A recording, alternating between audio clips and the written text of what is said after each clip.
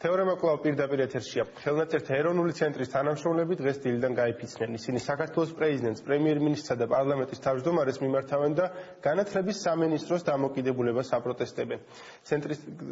დამოკიდებულებას აპროტესტებენ ცენტრის მიმართ. თანამდებობიდან ბუბა კუდავას გათავისუფლების შემდეგ თამარ სანიკიძემ კონკურსს გამოაცხადა, საბოლოოდ სამინისტრომ ცენტრის ხელმძღვანელად ისტორიკოსი ზაზა აბაშიძე შეარჩია.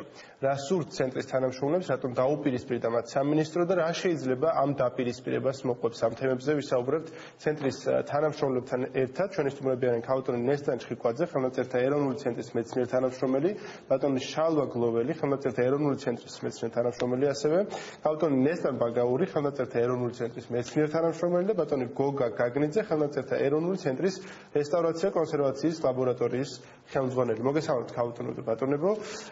ბატონო შალვა, პირველი კითხვა თქვენთან მექნება. უფრო დეტალურად რომ თქვა დღეს თქვენ როგორც აღნიშნე მიმართეთ ხელისუფლების წარმომადგენლებს საზოგადოებას, რა არის თქვენი მოთხოვნა და რასთან გაქვთ პრობლემა? სამინისტროს რომელ ქმედებასთან გაქვთ პრობლემა? დიდი მადლობა მოწვევისთვის, მივესალმები ტელემაყურებელს.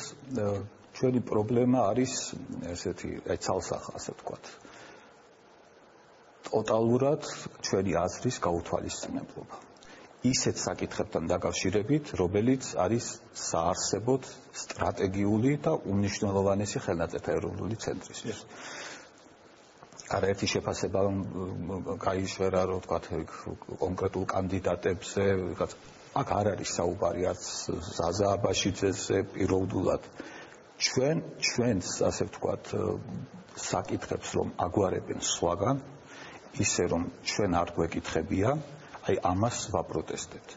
ეს კონკურსი აი ამ ურთიერთობის დროს იყო დამაგვირგვინებელი ეტაპი, ასე ვთქვათ, თორე გაცილებით ადრე დაიწყო ეს ამ ურთიერთობებში პრობლემები და გაცილებით ადრე ჩვენ უკვე ფაქტის წინაშე დავდექით, რომ ის საკითხები, რომლებიც ჩვენ უნდა გადავწყვიტოთ და ჩვენთან ერთად უნდა გადაწყდეს კამათის, საუბრების, დისპუტის ფონზე, სადღაც წყდება. და ჩვენ უბრალოდ აი ფაქტის წინაშე შეიძლება დავდგეთ, რომ თქვა იგივე შენობის საკითხი, იგივე სხვა საკითხები, რაც არის მნიშვნელოვანი და სტრატეგიული. აი ამის შედეგად მივედით ამ კონკურსამდეც, ამის შედეგად მივედით დღევანდელ დღემდეც და ჩვენ აი ამ ყველაფერს ვაპროტესტებთ. თუმცა ეს მოდით ასე ვთქვათ, უკვე მიღებული შედეგიც არის დღეს რაც ხდება. რა გსურთ რომ მიიღოთ ქვეყნის უმაღლესი თანამდებობის პირებისგან, რა შეუძლიათ, მაგრამ თქვენ გაიკეთებთ. ეცეთ რა შესაძლოა მიღებული შედეგი, ასე ვთქვათ, უსამართლო მიღებულ შედეგს ყველა ეტაპზე თუ მივიღებთ, საზოგადოება, სამეცნიერო საზოგადოება განსაკუთრებით, ამით ჩვენ წინ ვერ წავალთ და ვერ განვითარდებით. მიღებულ შედეგად ჩვენ სწორედ არ ვთვლით ამას, რომ დაუშვათ ეს საკითხი გადაწყდა და უნდა მივიღოთ ეს შედეგი. არა, ამაზე საჭირო არის ძალიან სერიოზული, ასე ვთქვათ, კამათი, საუბარი და ჩვენი პოზიციების დაცვა. ჩვენ რომ არ წამდეს, რომ ეს საკითხი მოგვარებადი არის, თუნდაც ამ შედეგის დადგომის შემდეგაც კი, რა თქმა უნდა, მაშინ აზრით არ ეკდებოდა ამ ბრძოლას. უნდა იქნეს ჩვენი ორგანიზაციის ხმა მოსმენილი და არ უნდა იყოს აი ესე ცალსახა და ხისტად ჩახშული ჩვენი საზოგადოება. დიახ, რა თქმა შეიძლება. ჩაგერთვებით. საქმე იმაში გახლავთ, რომ ჩვენი ერთ-ერთი სერიოზული პრობლემა არის ასეთი, ჩვენ არ ვიცით და არ გვესმის, რატომ გახდა ერთ მშვენიერ დღეს ცენტრის მუშაობა და მისი ხელმძღვანელის მაშინდელი ბუბა კუდავას მუშაობა რადიკალურად და კატეგორიულად მიუღებელი განათლებისა და მეცნიერების სამინისტროსთვის თუ არა მინისტრისთვის მაინც. თუ კი ქალბატონი თამარი მოდიოდა ჩვენთან, გამოფენებს ესწრებოდა, გარკვეული სახის პროექტებს, რა თქმა უნდა, ისიც აფინანსებდა. ერთ მშვენიერ დღეს ეს ყველაფერი რადიკალურად შეიცვალა. აქედან ჩვენ ვასკვნით, რომ ამას გარკვეული სხვა მიზეზები აქვს, რომელი მიზეზებიც არ გასაჯაროვებულა, ჩვენთვისაც არავის არ უთქვამს და მინდა მოგახსენოთ, თუ ეს ასეა, მაშინ ბატონი ზაზა აბაშიძეც თუ ის იმუშავებს ეფექტურად, ექნება გარკვეული პრინციპული პოზიცია, იმიტომ რომ ის წინაშეც დადგება ის საკითხები, რომელი საკითხების გამოც ჩვენი ვარაუდით მიუღებელი აღმოჩნდა ბუბა კუდავას კანდიდატურა, ერთ მშვენიერ დღეს ისიც ვეღარ იქნება სასურველი დირექტორი და როგორ მოვიქცეთ მაშინ. ასე ვიცვალოთ დირექტორები? ამიტომ ჩვენ ვითხოვთ გაგვაგებინონ, რომელია ის კონკრეტული მიზეზი. რომელმაც მოდით ახლა კომისიაზე და კონკურსის შედეგებზე ვისაუბრებთ. კომისია და კონკურსის შედეგები არის ბოლო ეტაპი. აი რატომ მივიდა ესკალაციით ეს კომისიამდე? ამ კითხვებზე ჩვენ გვაქვს სერიოზული, ასე ვთქვათ, გსურს რომ მივიღოთ არგუმენტირებული პასუხები და არა ემოციური, რომ ეს შეურაცხმყოფელია, ეს ცილის წამება, ეს არის არგუმენტირებული პასუხები. ჩვენ ის საზოგადოება ვართ უკაცრავად, რომელიც არც ქუჩაში არასდროს არ გადის, არც დებოშს არავის არ უტეხს და ერთ მშვენიერ დღეს აღმოჩნდით ჩვენი დაწესებულების ეზოში. რატომ? მოდი მე მინდა დეტალურად ვისაუბროთ ცოტა ხანში იმ მიზეზებზე, რადგან საუბარი იყო, რატომაც მიუღებელი იყო ბუბა კუდავას კანდიდატურა განათლების სამინისტროსათვის. დეტალურად მინდა რომ ამაზე ვისაუბროთ, ეხებოდა ეს კონკრეტულ ექსპონატებს თუ თავად შენობასაც. მანამდე ბატონო გოგა, თქვენთან მექნება კითხვა. გასაგებია, ამ ეტაპზე ხართ ბრძოლის, როდესაც მიმართეთ საზოგადოებას პრეზიდენტს და თქვენი პრობლემები გახადეთ საჯარო. შემდეგ ბრძოლის შემდეგ ეტაპად რა წარმოგიდგენთ? აპირებთ რა თქვათ მიმართოთ საკონსტიტუციო სასამართლოს, რადგან თქვენ ამბობთ, რომ შეგეზღუდათ აკადემიური თავისუფლება. როგორც უნივერსიტეტისთვის არის მნიშვნელოვანი ავტონომია, ისე თქვენთვისაც მნიშვნელოვანია თქვენი აკადემიური ავტონომია გქონდეთ და თავად მიიღოთ გადაწყვეტილებები. რას გეგმავთ, აპირებთ თუ არა სასამართლოს გზით წასვლას? მოგესალმებით, მივესალმებით ტელემაყურებელს. ამჟამად რაც რა მდგომარეობაში ვართ, ეს თვითონ უკვე ეს მდგომარეობა ძალიან უჩვეულოა ჩვენი ცენტრისთვის და მისი თანამშრომლებისთვის. ეს ფუნდამენტური დაწესებულება მის ჩვევაში და მის ყოველდღიურობაში იყო მხოლოდ შრომა და ქმნა. ქვეყნისთვის სასარგებლო საფრის კეთება. ეს უჩვეულო მდგომარეობა აღნიშნეს კოლეგებმა გამოწვეულია იმ დაგროვილი პროტესტით, რადგან ჩვენ არავინ გვისმენს. ეს ფაქტია, რომ არავინ გვისმენს, გვესმის მხოლოდ მოწოდებები მზად ყოფნა თურმე დიალოგისთვის, რაც მხოლოდ ტელეეთერში რჩება ხოლმე. რაც შეეხება ჩვენს მოთხოვნებს. ჩვენი მოთხოვნები არის, რა თქმა უნდა, არ არის საბოლოო. თავად ვიტყვი ამას, რადგან ამის შემდეგ კიდე მრავალი რამ იქნება. განსახილველი, რაც წლების განმავლობაში დაგროვდა.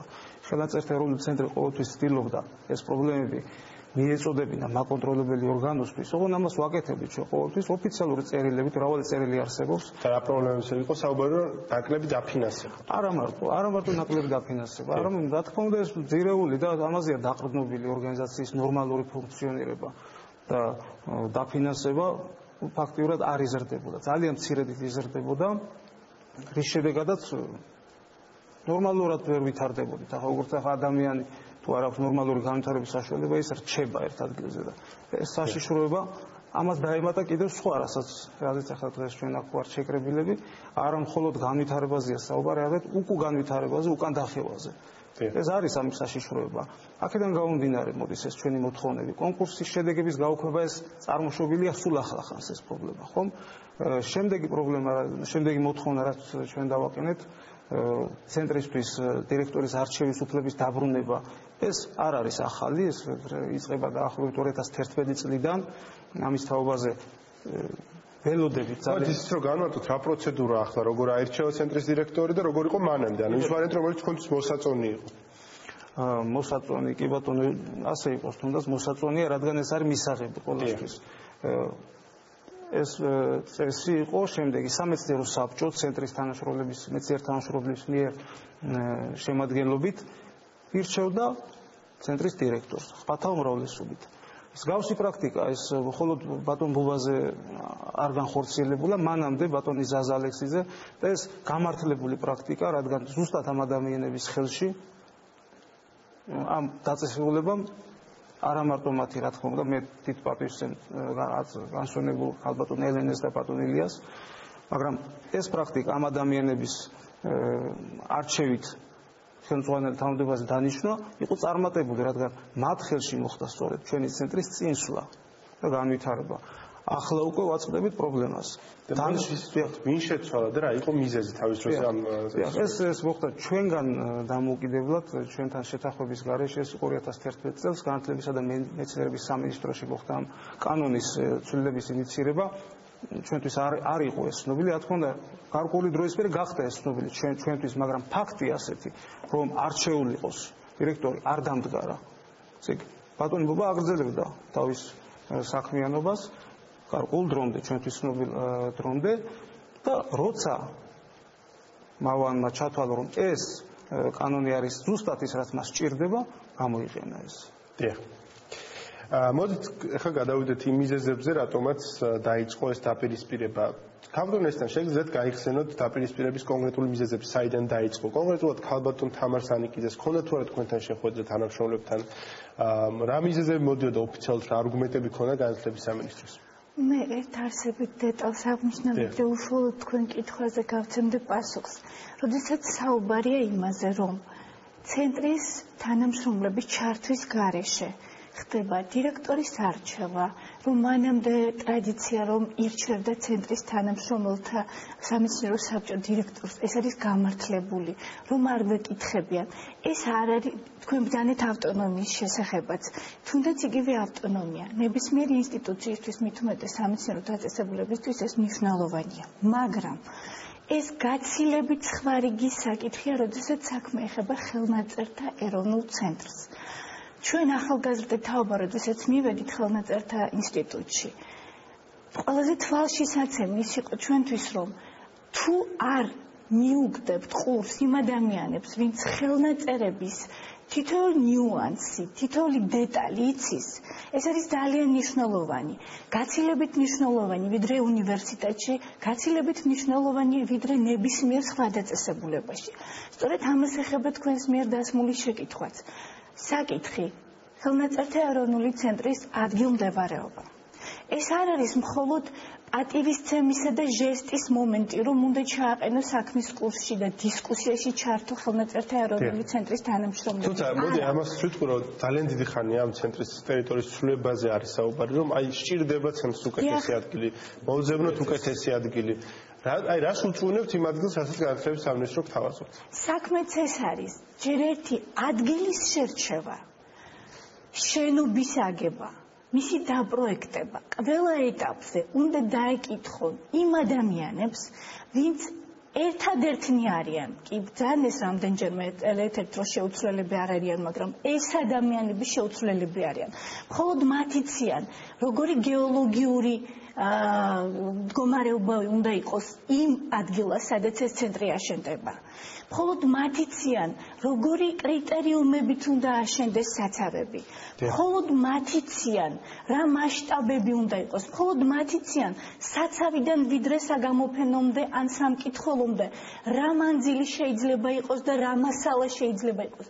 მათ გარეშე შეუძლებელია ამ ინსტიტუციაზე საერთოდ საუბარი. ასევე შეუძლებელია დაგეგმო დირექტორის არჩევაც, იმიტომ რომ თუ ჩვენ საუბრობთ იმას, რომ ჩვენი მაკონტროლებელი ინსტიტუცია პატივს სცემს ჩვენს მეცნიერ თანამშრომლებს, არაერთხელ გაჟღერდა ბოლო დღეებში ამის თაობაზე, შეუძლებელია ამის ვირწმუნოთ მაშინ, როდესაც ამ ადამიანებს, ვინც 6-10 წელი უსმენდა ხელნაწერებს, მათ ეს სტაჟი არ არის, ძალიან უხეში სიტყვა იქნებოდა, რომ ვთქვა ჩვენ სიტყვა სტაჟი, მათ სიცოცხლე შესწირა 6-10 წლის, მხოლოდ მათი ციან, როგორი ხელმძღვანელი სჭირდება 15 საუკუნოვანი ხელნაწერი ფურცლების მოვლასა და პოპულარიზაციას. ქალბატონესთან გასაგებია, ეს პატრიოტიზმი ორგანიზაციის მიმართ მესმის, მაგრამ მოდით სამინისტროს პოზიციიდან დაგიშვამთ კითხვას. ადგილი იყო შემოთავაზებული სამების ლავრასთან ახლოს, რომლის ეზოში, კი ბატონო, რომლის წინააღმდეგებიც ხართ თქვენ. დიახ. კონკრეტული მიზეზები რომ თქვათ, რა პრობლემაც ხონდათ იმ კონკრეტულად? კოლეგებიც გაამყარებენ ამ არგუმენტებს. ეს პირველ რიგში ხელნაწერთა ეროვნული ცენტრი ამ სახელის გამართლებით არის სამეცნიერო კვლევითი დაწესებულება, სადაც ინახება ძალიან მნიშვნელოვანი როგორც ქრისტიანული, ასევე არაქრისტიანული ექსპონატები. შეუძლებელია ის თავისი მასშტაბით იმსახურებს განსაკუთრებულ შენობას, განსაკუთრებულ ლოკაციას, შეუძლებელია სასულიერო ცენტრის, თუნდაც ქვეყნის უმთავრესი სასულიერო ცენტრის ეზოში მის უბრალო დანამატად და ნაწილად იქცეს. თქვენ როგორ წარმოგიდგენიათ მატენად არ არის სომხეთში ეჩმიაძინის ეზოში რომ იყოს. თუ განავრცობს მსმენელი, მაყურებელი, შეუძლებელია რომ ერთი ძალიან მნიშვნელოვანი საერო სამეცნიერო ცენტრი იყოს თუნდაც ქვეყნის ყველაზე უმთავრეს სასულიერო კომპლექსში უბრალოდ ანამატად. ეს არის აბსოლუტურად მიუღებელი და ამაში ნებისმიერი საკითხში ჩახედული მეცნიერი თუ დაინტერესებული პირი შეუძლებელი არ დაგვეთა. ქალბატონ ნესტანი ერთი კითხვაც მაქვს და დავამატებ, მოდით თქვენ უპასუხეთ. თვითონ ეკლესიის პოზიცია როგორი იყო ამ თემაზე? ვერაფერს მოგახსენებთ, როგორი იყო ეკლესიის პოზიცია. ალბათ დადებითი და მათ უშურველად განაცხადეს თანხმობა, რომ ეს სივრცე და ტერიტორია და ასე ვთქვათ გაეღოთ იმისთვის, რომ ეს საცავი გადასულიყო, ანუ ხელნაწერთა ეროვნული ცენტრი, მაგრამ გახლავთ კიდე მეორე პრაქტიკული პრობლემა. თვითონ ფართობი სივრცე ცენტრის განვითარებისთვის, მისი სტრატეგიული გეგმისთვის არის მცირე, პატარა. ჯერ ერთი დავიწყოთ აქედან. ჩვენთან არის საგამოფენო, საგანმანათლებლო პროგრამები. მოდის არაერთი ადამიანი. ჩვენ გვჭირდება სივრცე, რომელშიც ელემენტარულად თუნდაც შემოვა ტრანსპორტი. ხომ არ შეიძლება ეს მოხერხდეს, იქ არ არის იმის საშუალება, რომ ფართობის თვალსაზრისით დავეტიოთ სამების ეზოში. კი ბატონო, შესაძლოა იყოს იმ უბანში, შესაძლოა იყოს ახლოს, იმიტომ რომ ერთ-ერთ საუბარში ბრძანა ქალბატონმა თამარმა, რომ ტურიზმისთვის ძალიან კარგია ვთქვათ ეს სამების. კი ბატონო, მაგრამ რატომ ეზოში? ეს ტერიტორია არ არის საკმარისი ცენტრისთვის. ჩვენ გვაქვს მხოლოდ ქართული 10,000 ხელნაწერი და 40,000 დოკუმენტი. აღარაფერს გეუბნებით მე თქვენ უცხოენოვან დოკუმენტებსა და ხელნაწერებზე, რარიტეტულ გამოცემებზე, წიგნად ფონდზე, რესტავრაციის ლაბორატორიაზე და დიგიტალიზაციის ლაბორატორიაზე ამჟამად რაღაცა ძალიან პატარა ფარტში რომ არის მოთავსებული ეს ჩვენთან. ანუ აი ესეთი განვითარებისთვის ის მცირეა ის ტერიტორია. ეს დავამატებდი. არამს და არამს აქ არ არის წინააღმდეგობა ვთქვათ ეკლესიასთან ხელნაწერთა ეროვნული ცენტრის თანამშრომლებისა. პირიქით მათ გამოყვეს ალბათ ეს ტერიტორია ცალკე აღებული მადლობის მეტი რა ეთქმის ხო ინსტიტუციას თუ უსასყიდლოდაც გამოიყოფა ტერიტორია და სრულნავენ ამის შესახებ, მაგრამ აქ არის სხვა რამ. ჩვენ როგორ ხედავთ ხელნაწერთა ეროვნულ ცენტრს? ეს არის სახელმწიფოში ერთ-ერთი უმთავრესი ცენტრი, საერთაშორისო ქართველოლოგიის ცენტრი. ეს არის ერთი დიდი ქართული ამბავი, ასე ვთქვათ. ერთი დიდი სათქმელი ქართული. სამებით საქართველოს და ქართულმა საზოგადოებამ საერო სასულიერო ერთი ამბავი თქვა და დაიდგა იქ სამების ტაძარი, ხო? ეს ერთი ამბავია, რომელიც უკვე განხორციელდა და არის საამაყო და უდიდესი და ხელნაწერთა ეროვნული ცენტრი ჩვენ გვინდა რომ იქცეს ასევე უმთავრეს უმნიშვნელოვანეს ცენტრად. შესაბამისად მას სჭირდება ტერიტორიაც, რა თქმა უნდა, ჩვენ რაც წარმოგვიდგენია, ის უცებ შეიძლება ვერ გაკეთდეს, ვერ აშენდეს, მაგრამ ჩვენ პერსპექტივაც არ უნდა მოვუყვეთ. აი წარმოიდგინეთ ახლა პირდაპირ არის სამების ტაძარი, რომელსაც ვერასოდეს ვერ დაჩრდილა, ვერც შენობით, ვერც თქვათ მასშტაბურობით, იმიტომ რომ არ შეიძლება იქ სამება დომინანტი უნდა იყოს ყოველთვის. რთულიც არის სასაფლაო, სომეხ მოღვაწეთა პანთეონი, არაჩვეულებრივი ძალიან ეს ცალკე კულტურის ცენტრი არის, შეიძლება ითქვას. იქ განვითარების პერსპექტივაც არ არის.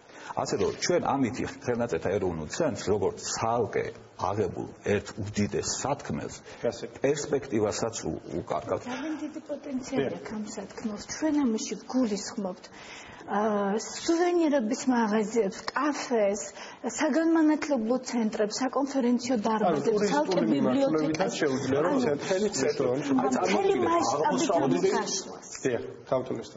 ამას გულისხმობთ. ჩვენ არა მხოლოდ ჩვენ როდესაც მოვა მნახველი დღეს ცენტრის მასშტაბებმა შეიძლება მოატყუოს. გაჩნია ჩვენ რა გვინდა ამისგან გავაკეთოთ. ჩვენ ვფიქრობთ რომ ეს არის უდიდესი ინფრასტრუქტურით გასაკეთებელი საქმე, სადაც არის სუვენირების მიმართულება, არის გნებავთ კაფე, სადაც ხელნაწერის თემატიკა არის ძალიან მნიშვნელოვანი, ცალკე საგანმანათლებლო სივრცეები სხვადასხვა კატეგორიაზე გათვლილი და ასაკზე, საკონფერენციო დარბაზები, ბიბლიოთეკები, სამკითხველოები, ამის პოტენციალი, ძალიან დიდი პოტენციალი ამ მემკვიდრეობას აქვს. ჩვენც სწორედ ეს გვინდა რომ მომავალში იყოს. აღმოსავლური მასალა, რომელიც გამოიფრინება, იქ არის ყურანები, იქ არის სხვადასხვა ტიპის მასალა ჩამოდის შესაბამისად სხვა კატეგორიის, ასე ვთქვათ, დამთვალიერებელი გამოფენას. აი იქ უხერხულობაც იქნება, ხო წარმოვიდგინეთ ხსნების ესე. და მინდა რომ ერთ უხერხულობას გადავაბოთ ეს თემა, რაც შეიძლება შექმნილიყო, თქვათ რომ ცენტრი გადავიდეს მომავალში, თუნდაც სამების ლავრის ეზოში. ეს შეეხება ლაილაშის ბიბლიას. ეს საზოგადოებრივად ცნობილია და უკვე გავიგეთ ყველამ, რომ არის უნიკალური დოკუმენტი და ხელნაწერი, რომელიც ინახება თქვენს ცენტრში. ბატონო გოგა, მოდით ასეც ვთქვათ, ეს არის ებრაული ხელნაწერი, რომელიც თავის დროზე, როდესაც რაჭაში აღმოაჩინეს ლაილაში, თავიდან ინახებოდა სწორედ ებრაულ მუზეუმში მის დახურვამდე. ამ მუზეუმის დახურვის შემდეგ გადმოინაცვლა თქვენთან. დღეს ეს ებრაული მუზეუმი გაიხსნა თბილისში. რა არის თქვენი мотиваცია და თქვენი არგუმენტები იმის საწინააღმდეგოდ, რომ აი ეს ბიბლია არ გადასცეთ ამ მუზეუმს? მოგახსენებთ. მსგავსი პრაქტიკა არ ყოფილა არც საქართველოში, არც საზღვარგარეთ, რომ ნებაყოფლობით დაიშალოს კოლექცია, დაერღვეს კოლექცია. ეს პირველი. რაც შეეხება რომ ეს უნიკალური ექსპონატი ინახებოდა ჯერ ქართულ ებრაელთა მუზეუმში და შემდეგ მოხდა მისი ჩვენთან გადმონაცვლება. ჩვენი მთელი წიგნადი ფონდი არ ყოფილა, არ დაბადებულა ჩვენს ცენტრთან ერთად. ეს არის მოკრებილი წერა-კითხვის გამავრცელებელთა საზოგადოება, საეკლესიო მუზეუმი და ასე შემდეგ, მრავალი კერძო კოლექცია. წლები გადის, იცვლება შეხედულებები, რომ მოითხოვონ მათმა შთამომავლებმა, რომ მოითხოვოს კონკრეტული ოჯახის წარმომადგენლ, რომ ეს ინახებოდა, ეს იცით რა, ეს არის უბრალოდ აგორებული ქვა. და ეს არ არის პრაქტიკა, რომელიც ქვეყნის სასიკეთოდ იქნებოდა მიმართული. ჩვენ თანამშრომლობაზე მზად ვიყავით. ბატონ გივისა პირადად შევხვდი მას, ვესაუბრე. მზად ვიყავით დროებით, თუნდაც ლაილაშის ბიბლია გამოფენილიყო ამ მუზეუმის სივრცეში. უდიდეს პატივს გავუცემთ ჩვენს ქართულ ებრაელებს და თავად ამ მუზეუმს, მაგრამ თვითონ პროცესები ისე აიწყო, ისე წავიდა, რომ ეს არ იყო კონსტრუქციული ურთიერთობა. ეს იყო იმპერატიული ტონი, არა მხოლოდ ებრაელთა მუზეუმის დირექტორისგან, არამედ ჩვენი სამინისტროდან. ფაქტიურად შეთანხმებული მოხდოდნენ, რომ ლაილაშის ბიბლია გადაეცით. დავასრულებ. ეს იყო პროცესი, რომ მიდიოდა აქეთ, ესე იგი ფაქსიმილური გამოცემა, რომელიც დროებით იყო დაბრძანებული ებრაელთა მუზეუმში, გარკვეული დროით ეს დრო ამოიწურა, რა თქმა უნდა, ჩვენ დავინტერესდით ჩვენი კუთვნილი ფაქსიმილური ასლის უკან დაბრუნებით. ისიერი რეაგირება მოხდა, რომ უნდა დარჩეს. ეს გამეორდა რამოდენიმეჯერ. ახლა თანაც ამასთან ერთო და სხვადასხვა განცხადებები მუზეუმის დირექტორისგან, რომ ეს არ არის პროცესი, რომელიც აქ ჩერდება, ეს მიგვიყვანს იქამდე, რომ აქ დაბრუნდება ორიგინალი და მხოლოდ ეს შემთხვევაში დაბრუნდება ფაქსიმილური ასლი ხელნაწერ ეროვნულ ცენტრში. ასეთი ახლა ასლი თქვენთანაა. ასლი ჩვენთან არის, ჩვენ ახლა რა თქმა უნდა გავითვალისწინეთ თხოვნა ქალბატონი თამარის ჩვენი მინისტრის და ასევე თვითონ ამ მუზეუმის მნიშვნელობა და პატივისცემის ნიშნად დაბრუნდა ასლი, მაგრამ იქ ახლა დაბრძანებულია ლაილაშის ბიბლიის მულაჟი, ესე ვთქვათ, ფაქტიურად საგამოფენო სივრცისთვის ბევრად უფრო წარმოსაჩენად სასარგებლო ვარიანტი. ქალბატონ ნესტან, თქვენ აი გადაცემის საწყობამდე საუბრობდით ლაილაშის ბიბლიის მნიშვნელობას. და იმ ამბავზე, რაც ამ ბიბლიას თანს დევს. და თქვენ ყოველდღე საინტერესო ამბავს, როგორ იცავდით, არა მარტო ლაილაშის ბიბლიას, არამედ ამ ხელნაწერებსაც კი. ალბათ ამ დოკუმენტის მნიშვნელობისთვის ესეც მნიშვნელოვანია, რომ საზოგადოება მიცოდეს. უკაცრავად. ეს არის ძალიან მნიშვნელოვანი ხელნაწერი იმ თვალსაზრისით, რომ 63 ეგზემპლარი არის დარჩენილი ებრაული ბიბლიისა საერთოდ. ერთი გახლავთ ჩვენთან, ერთი არის ალეპოში და ერთი არის პეტერბურგში. აი ალეპოში რა იქნება? გონე არ ვიცით ისეთ სერიოზული საფრთხე. ალეპოში მოდით ასე ვთქვათ და როდესაც გიორგი წერეთელმა აკადემიკოსმა აღმოსავლეთ ცოდნემ შეისწავლა ლაილაშის ბიბლია, მან აღნიშნა, რომ ეს არის ყველაზე სრული რედაქცია, ყველაზე სრული ვერსია, რომელმაც დღემდე მოაღწია. ბუნებრივია, რომ ყოველგვარი ეროვნებისა და რწმენის გარეშე არსებობენ სიძველეებზე მონადირე ადამიანები. მოდით ნუ დაუკავშირებთ ამათ ნურთს, ასე ვთქვათ, გარკვეული რწმენისა თუ გარკვეული ეროვნების ჯგუფს და ასეთი ადამიანები ყოველთვის ცდილობენ, რომ მით უფრო როცა ქვეყანაში არ არის სტაბილური მდგომარეობა, რაღაცა გარკვეული დაძაბულობა არის, ჩაიგდონ ხელში ეს სიძველეები და შემდეგ ამაზე გამდიზრდნენ კიდევაც ალბათ. 90-იან წლებში იყო ასეთი ცდა, როდესაც ჩვენი სეიფის მძველს მიადგა ვიღაცა ადამიანი და დაუწყო მას საუბარი იმაზე, რომ რა დაგემართა, აი ახლა გამოიტანე და თუ არ ვწდები, მაშინ 50,000-ზე იყო ლაპარაკი, ამას გადაგიხდი და ამან უსმინა, რა თქმა უნდა, მე სადაც საჭირო იყო დირექციაშიც და შემდეგ ინსტრუქციებშიც ეს ინფორმაცია გავიდა და შეწყდა ამაზე ლაპარაკი. ამიტომაც ამ ხელნაწერს ძალიან ვუფრთხილდებოდით ყოველთვის, ვიდრე არ შეიქმნებოდა ძალიან მყარი სიტუაცია, ვთქვათ, განათება, სიგნალიზაცია, დაცვა და სხვა და სხვა და სხვა. ახლა ეს სიტუაცია დაცულია. ახლა ეს სიტუაცია დაცულია. დიახ. კონკრეტულად მოდით ასეთ ვთქვათ, ის რომ ერთმა სახელმწიფო მეორე სახელმწიფოს, ერთმა ხალხმა მეორე ხალხს მსგავსი ტიპის დოკუმენტები გადასცეს საჩუქრად, გასაკვირი არ არის. მაგრამ დაუშვათ, რომ საქართველომ გადასცეს ნამდვილად თუნდაც ებრაელთა მუზეუმს, თუნდაც ისრაელის სახელმწიფოს ლაილაშის ბიბლიას საჩუქრად. რა შეგვიძლია ჩვენ მოვითხოვოთ, ან მივიღოთ ლაილაშის ბიბლიის სანაცვლოდ? ისმენთ. საკერწანე ჯვრის მონასტერი ალბათ სულცირე. რა მნიშვნელობის არის თქო ლაილაშის ბიბლია ისრაელისთვის, ებრაელი ხალხისათვის, ისრაელებისთვის? ისევე რაც ჩვენთვის ჯვრის მონასტერი. ეს ძალიან მნიშვნელოვანი ხელნაწერი არის, როგორც საბეცნიერო კუთხით, ასევე რელიგიური კუთხით, ეს არის უდიდესი სიწმინდე. ეს არის ერთ-ერთი ძალიან მნიშვნელოვანი ექსპონატი, რომელიც გასაგებია, რომ თქვათ, შეიძლება სახელმწიფო დონეზეც დააყენონ ეს საკითხი და რაღაცნაირად მაგრამ ამაზე ჩვენ ვერ ვისაუბრებთ ნამდვილად, იმიტომ რომ ჩვენ წარმოვიდგეთ ხელნაწერთა ეროვნულ ცენტრს და ეს არის ჩვენი ერთ-ერთი უნიკალური ერთეული. როდესაც წერან საუბრობდით, თქვათ, აი გადაცემის ამბავთან დაკავშირებით, ხო? მართალია, რომ აქ არ უნდა აღვიქვათ რაღაცნაირად თითქოს ამ მუზეუმზე გადაცემის წინააღმდეგი ვართ და რაღაც ასეთი. ეს მთლიანად ანგრევს იმ პრინციპს, რითიც შეიქმნა ხელნაწერთა ეროვნული ცენტრი. ყველა წარმოიდგინეთ, აი ჩვენ ქართულ ბიზანტიური, ქართულ ბერძნულ ურთიერთობების მუზეუმი გავხსნათ, თქვათ, საბერძნეთში.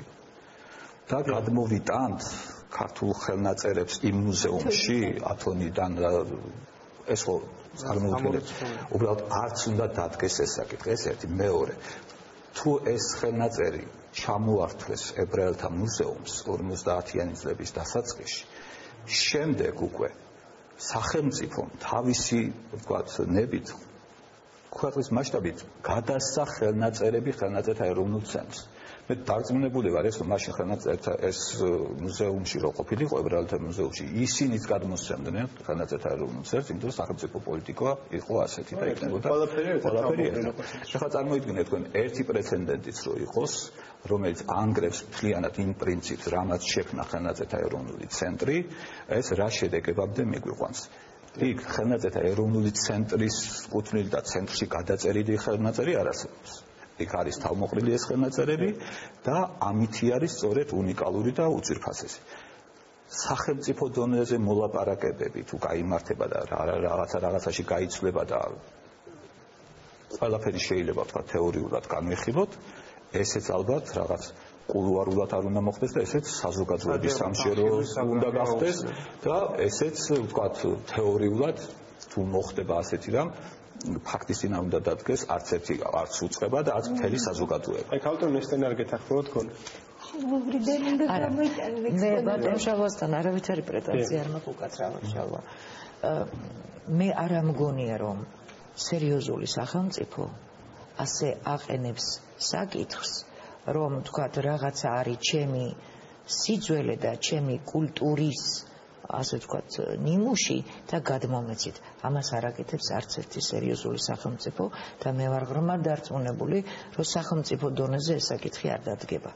მეორე მხრივ, ჩემთვის, ჩემი გადასახედიდან, ლაილაშის ბიბლია, რომლის შესახებაც სულ ცოტა მე-15 საუკუნიდან გვაქვს ცნობები, არის ჩვენი სახელმწიფოებრივი სტატუსის, ჩვენი ტოლერანტობის, ჩვენი და ებრაელი ერის ძალიან სერიოზული ურთიერთობების დოკუმენტი. ამიტომ ის არ არის მხოლოდ ებრაელი ხალხის, ასე ვთქვათ, საკუთრება თუ კუთვნილება, მათ წიაღში დაბადებული, მაგრამ საქართველოს სახელმწიფოს ზოგადად ისტორიისა და სტატუსის დამადასტურებელი დოკუმენტია და ვინ და სწორედ მე ვფიქრობ, რომ ებრაელებმა ძალიან კარგად იციან და ძალიან კარგად აფასებენ ამ ურთიერთობას და არ ამგონია, რომ ოდესმე მათ გქონდეთ ამაზე პრეტენზია. ყოველ შემთხვევაში ჩვენ ასეთი ფაქტი არც გაგვიგია. დეტალი ჩვენთვის მაგალითისთვის ჩვენთვის საეტაპო მნიშვნელობის ხელნაწერი პირველი შემორჩენილი კოდექსი ხანმეტი ლექციონარი ინახება ავსტრიაში გრაცის მუზეუმში.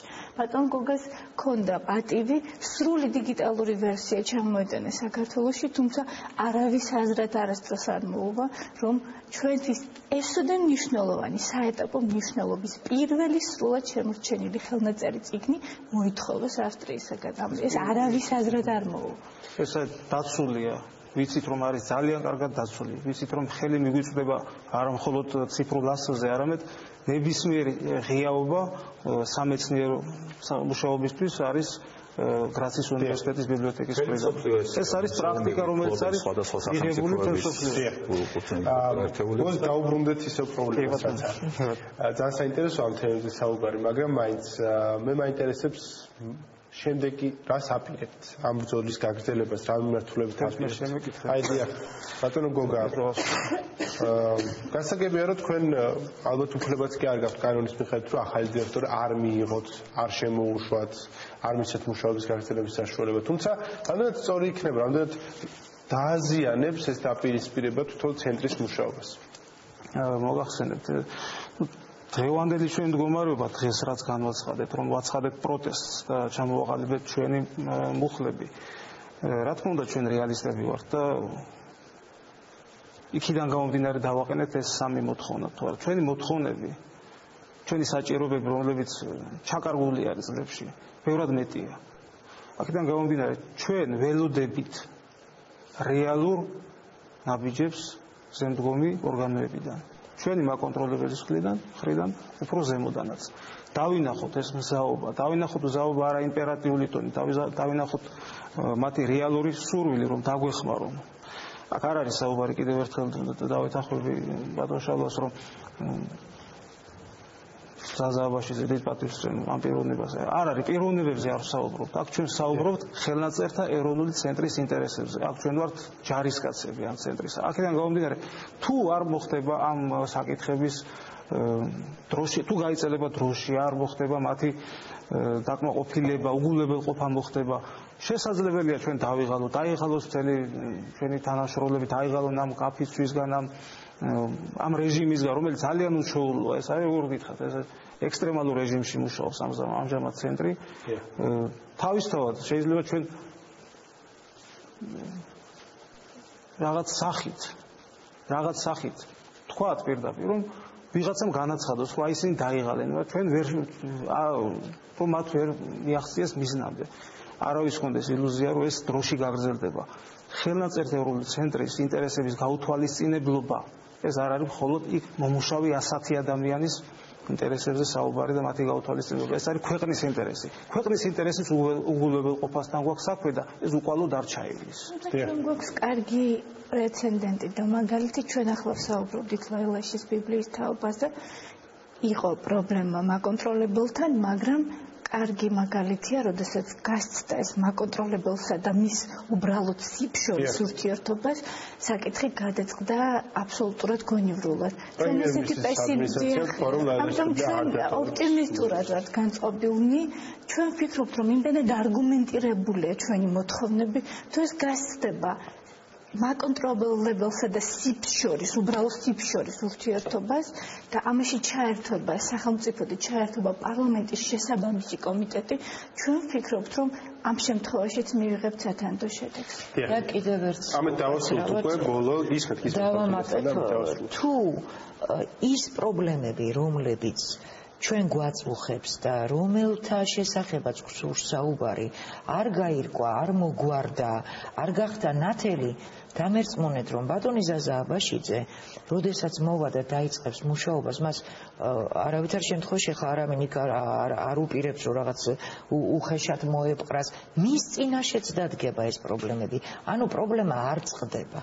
ამ ეტაპზე ალბათ ბატონი ზაზასთვისაც ეს არ არის ნაცნობი და იმ კომისიისთვისაც, რომელიც იქ მუშაობდა, გარდა ორ ადამიანისა, ეს სერიოზული პრობლემები იმ ორი ადამიანისა, რომელმაც მშვენივრად იცის, რა არის სამეცნიერო და სამუზეუმო სივრცეების მოთხოვნილება და საჭიროება, გარდა იმ ორი ადამიანისა, ბატონი ზაზა ალექსიძისა და დავით ლორთქიფანიძისა, კომისიის წევრებს ეს რეალურად წარმოდგენილი არ ჰქონდათ და ეს გამოჩნდა კიდევაც კენჭისყრაში. დამერწმუნეთ, რომ ბატონი ზაზა აბაშიძეც ზუსტად იმავე პრობლემების წინაშე აღმოჩნდება და მე რა ვქნათ. დიახ.